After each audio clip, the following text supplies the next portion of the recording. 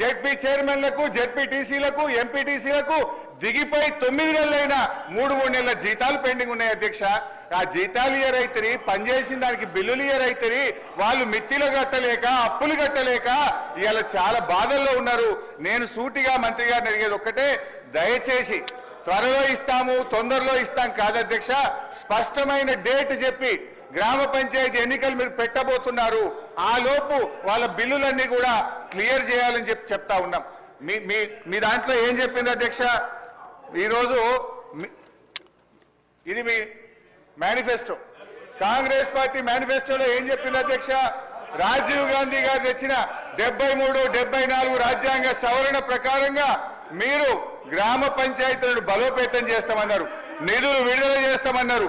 కానీ మీరు అదేది కూడా చేయకుండా ఇవాళ మోసం చేస్తున్నారు. మాజీ సర్పంచ్లకు మాజీ ఎంపీటీసీలకు పింఛన్లు ఇస్తామన్నారు. పింఛన్ మాట దేవుడు కానీ వచ్చే జీతం కూడా ఇస్తలేదు అధ్యక్ష. గా పింఛన్ కూడా ఎప్పటి నుంచి ఇస్తారో, జీతాలు ఎప్పటిలో క్లియర్ చేస్తారో, బిల్లులు ఎప్పటిలో క్లియర్ చేస్తారో స్పష్టంగా చెప్పాలని మీ ద్వారా అడుగుతా ఉన్నా. గౌరవ సభ్యులు కొత్త ప్రభాకర్ రెడ్డి గారు. అధ్యక్ష, మేము ఒక్కటి అడుగుతాను అధ్యక్ష, వీళ్ళు ఎందుకు ఇయ్యలేకపోయినరు? ఈ కాలం వాళ్ళ కాలంలో ఇయ్యలేకపోగా ఇప్పుడు పట్టుకొని పాత కాలం ఇయ్యాలి, పాత ఎంపీటీసీల మా జీతాలు ఇవ్వాలి, లేకపోతే ఇది ఇవ్వాలి. ఇదే అధ్యక్ష?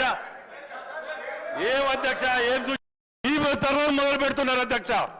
ఒక్కొక్కరు 1000 కోట్లకు తక్కువ లేకుండా సంపాదించుకొని అడ్డదారిలో పోయి సెంటిమెంట్ పెట్టుకొని అడ్డదారి పోతుంటే ఏం చెప్పాలి? ఇక ఇవాళ పొద్దుగా లేస్తే అధ్యక్ష వీళ్ళు ఒక యూట్యూబ్లు పెట్టుకొని ప్రతిదానికి విమర్శించడమే, ఏది సమర్థించడం తెలియదు వీళ్ళకు. మంచి పనిని కూడా సమర్థించారు.